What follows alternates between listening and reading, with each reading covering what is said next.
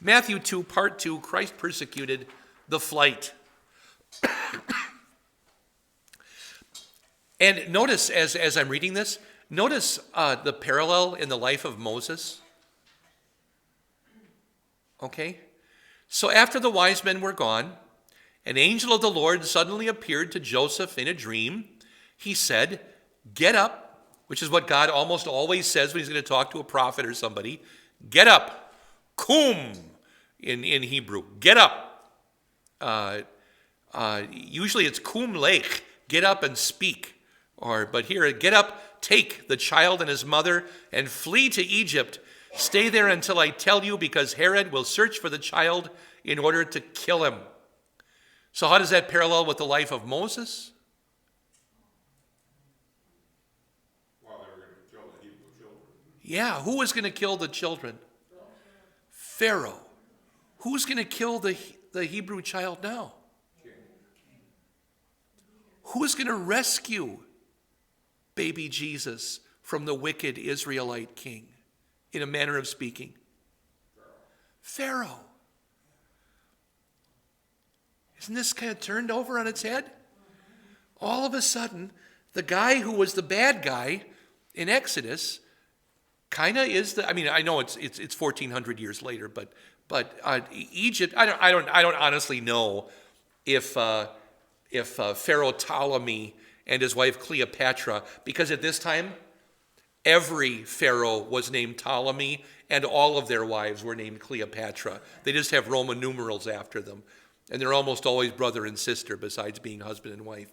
But I don't know if Pharaoh Ptolemy even knew that Joseph and Mary were there. Why would he care? You know, all they had to do was pay the entrance tax. Oh, you got some gold? Hey, they got gold. You know, and like you guys said, and they can come and did they find an apartment to live in, or did they have a tent or whatever? Sure. So they found something. I doubt they were there that long. Joseph got up, took the child and his mother during the night, and left for Egypt. How does this parallel with the Abraham stories? Whenever God told Abraham to do something, when did Abraham usually do it? Usually first thing in the morning. When does Joseph run? As soon as he wakes up. He gets up that night. And they pack up and go. Of course, the thing is, Abraham had a lot more stuff to pack up than and I mean, they were in Bethlehem. They weren't even home, right? They basically had their suitcase or their satchel. And Mary, Mary, where's your purse? I don't know. So they had to find the purse and the car keys, and off we go, right? And they get going, and they left for Egypt. He stayed there until the death of Herod. I'm going to pause there because one of you asked me a question just a few days ago, and I answered it. And this plays into the chronology of actually your this very year and every year of your life.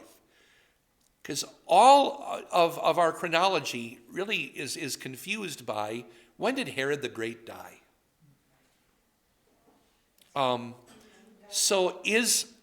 Does BC, before Christ, does it end, is 1 BC the year before Jesus was born? That's the question. Or did it end earlier? Because there are 4 dates accepted for the death of Herod the Great, of course. Why would the devil ever give us a break? The devil is never your friend, and the devil loves to throw sand in your eyes when you fight him because he's a dirty fighter. And so the devil has given us 5 BC, 4 BC, 1 BC, and 1 AD as the 4 possible dates for the death of Herod the Great. And partly because it was not recorded by anybody in his lifetime or after his death who wanted to date his death with any precision. The sons of his who inherited the thrones after Herod died, they divided his kingdom into 4 thrones.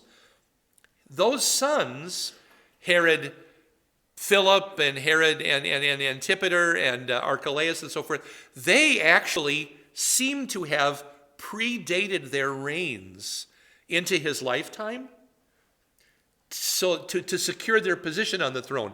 Oh no, I've been ruling here for 4 years already. I'm not becoming king. I'm still king. So all of a sudden the teenager comes out of his apartment over across the Dead Sea and says, oh no, this has always been where I live. Right, guys? Looking at the army, that he's paying. Yes, yes, sir. And so I don't know that was their salute, but that's what they did. So was it 5 BC or 4 BC according to that? Was it 1 BC, or was it, as tradition says, which is how we got our calendar, 1 AD, when he died shortly after the birth of Jesus? So that's partly the problem. And there are some who think that the guy who did the calendar, his name was Dionysius Exiguus, that maybe he didn't have enough information and got the date wrong. And that's what I learned back in my school days. But now I'm not so sure. I kind of think that he thought Herod the Great died in his 1 AD, which fits his calendar perfectly, and that's only been disputed recently because of the confusion with Herod's sons. So maybe our calendar is exactly right. Maybe it's not off. So is that confusing enough? Well, then let's go on. All righty. So Joseph stayed in Egypt, down in Egypt, until the death of Herod. And by the way, not that far of a walk. The walk to Egypt from Bethlehem is a little farther, maybe twice as far as the walk up to Nazareth. No, these are not places that are that distant, depending on what part of Egypt he went to. But if he had gone all the way to Goshen, then we're thinking it would have taken a couple weeks. Okay? Not just 3 days or 6 days, but a couple weeks, but still a couple weeks. Okay. So he stayed there till the death of Herod. This happened to fulfill what was spoken by the Lord through the prophet. Let's all read it. Out of Egypt I called my son. Hosea 11:1. So another famous passage out of the prophet Hosea, which is in Hosea a reference to Israel coming out of Egypt as a nation, but seen here as also a prophecy of Christ coming out of Egypt. And I just want to bring this up. So the Lord used a prophet. This is Hosea 12:13, a different verse. The Lord used a prophet to bring Israel up from Egypt. By a prophet he cared for him. So Hosea is talking about Moses, clearly, right? That's the prophet who brought Israel up out of Egypt. But this time, if we just apply Hosea's words, the Lord used what to bring Israel up from Egypt? By blank, he cared for him. I came up with 4 ways to answer that. The Lord used his word to bring Israel up from Egypt. By his word he cared for him. Would that be accurate? Sure. What about a carpenter? The Lord used a carpenter to bring Israel up from Egypt. By a carpenter he cared for him. That'd be a more direct parallel with the prophet, right? But could it be the Lord used an angel to bring Israel up from Egypt? By an angel he cared for him? That one could be. I also thought you could even do, the Lord used Pharaoh to bring Israel up from Egypt. By Pharaoh he cared for him. It's more ironic and so forth. Any of those could be the case. I'm just playing with a passage here. Just an exercise. Let's go on. It's good to get your daily exercise. Herod kills the boys. When Herod realized that he had been outwitted by the wise men, he was furious. The Greek word furious it's the word for he got really hot. His rage burned in him. Did I say something else about this in the notes or not? And this is a meanwhile incident. They're still in Egypt, of course, while this is happening. I don't think I said anything about this in the notes. Okay. I sure did study the word themos for a long time this morning, though. I think I got called away from my office. I never wrote anything down for you. But anyway. He issued orders to kill all the boys in Bethlehem and in all the surrounding countryside from 2 years old and under. Why that age group? Why go all the way up to 2? Could be. Could be. Go ahead. You mentioned that he was going back to when he could have been conceived. Could have been going back to conception in his mind. And I think if you're trying to kill somebody, overkill is acceptable. Right? In the days before precision drone strikes, how do you kill? In fact, in German, there are 2 words for kill. You can kill someone or you can kill them dead. Thoroughly kill. What's the difference? One is you stab him. The other one is you blow up his house and everybody in it. And that's what Herod's doing here. He's going to make sure that he kills all the boys in Bethlehem. I was asked to actually research this number for somebody a while ago. I think it might have been one of our Sunday school teachers and asked me to look it up. But I came up with Bethlehem being the size that it was, even in the surrounding countryside, the farms and so forth, how many 2-year-olds and under would there have been in Bethlehem? I think no matter what you do, you end up with a number that's probably fewer than 20. Something like that. I don't think it was hundreds, but still, the babies of Bethlehem. I was just, what was it Winston Churchill said? Those poor lads. That was something else. There was a ship. Oh, I know. And in the early days of World War II, before the war really got going, a famous U-boat raid was made on Scapa Flow, which is the main harbor of the British Navy. Okay, it's in the islands, and it was protected. Well, Gunther Prynne was sent in U-47 to make a raid in Scapa Flow in 1939 before the war was really even getting started. And he went in and found, to his surprise, that most of the British Navy was gone. There were a lot of U-boat scares in those days, and they would just empty the harbor if even a stick floated in that they thought was a snorkel or a periscope or something. And what he found was a ship that was only there for anti-aircraft purposes, was no longer even seaworthy. It was a vessel. It was an old cruiser from the 1800s, an old steam cruiser. It was barely, it was one of the first ships built after the age of sail, and so it was just there with its guns and he sank it. It took him every torpedo he had. He kept missing. It was just a really weird, botched raid that he ended up becoming a national hero for. But most of the crew were under 18. Because all the seasoned crew were out in the ships, right? And this was like a boys' training ship. Because it's not going to go anywhere. All they can do is go through drills and man the masts and things like that. And so it was all boys. Hundreds of boys were killed. I think 800 or something like that. A total crew of 800, and 300 were rescued, so 500. Anyway, and it was actually tethered to another ship that didn't sink, and so they rescued lots and lots of people in the water. And Churchill said, those boys, those poor lads, which a lot of things Churchill said were quotes from the Sunday before. From the pastor's sermon. A lot of famous things Churchill said actually come from his minister. And I kind of wonder if those poor lads came from an Epiphany sermon in the winter there of 1939. Anyway, this was in keeping with the exact time he had learned from the wise men. So he was careful to figure out when they had left whatever part of Babylon or Arabia it was, and how long it took them to get there and so forth. All right. Then what was spoken through Jeremiah the prophet was fulfilled. And what had Jeremiah said? You know the passage better than you know that it was from Jeremiah. This is Jeremiah 31. Let's read this together.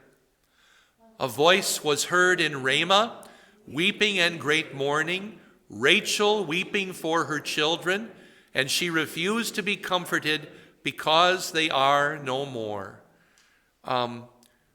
What in Jeremiah, what children is Rachel weeping for? Well, first of all, where is Rachel in the prophet Jeremiah?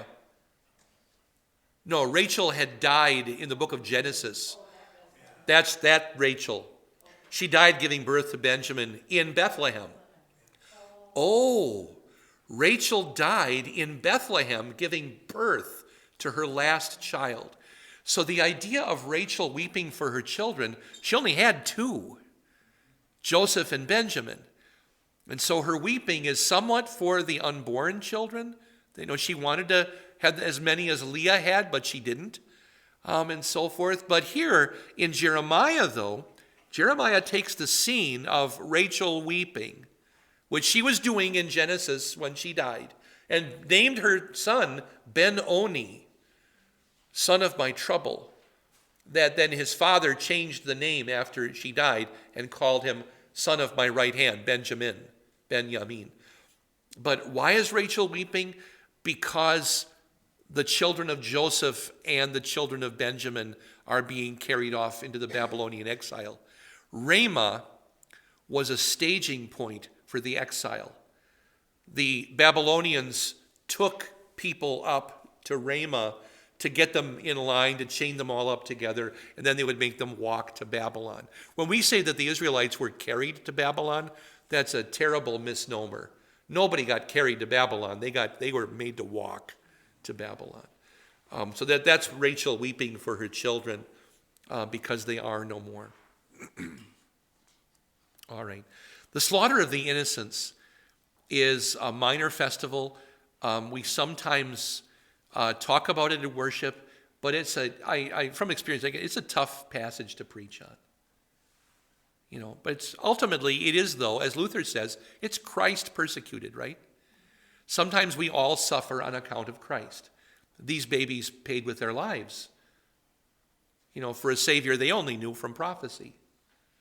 That's all. Return to Nazareth.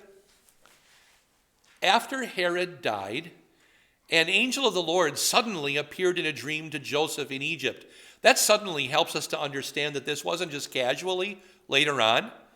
But I kind of wonder if it's Herod died and then immediately the angel appeared to Joseph, you know, like an instantaneous prophecy or appearance. The angel said, "Get up, take the child, same as before. Get up, take the child and his mother, and go to the land of Israel, for those who were trying to kill the child are dead."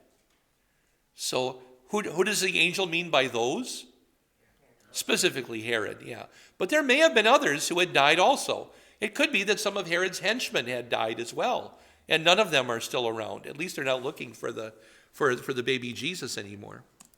So Joseph got up, took the child and his mother, and went to the land of Israel. But when he heard that Archelaus, Herod's son, had succeeded his father as ruler in Judea, he was afraid to go there. And since he had been warned in a dream, he went to the region of Galilee. So rather than going back to Judea, maybe to Bethlehem again, maybe they liked their apartment or their house or whatever. But they're warned, don't go back there. So they go back to Galilee. Joseph had been from Nazareth. And so now they just go back to where Joseph had originally come from. By the way, was Mary also probably from Nazareth?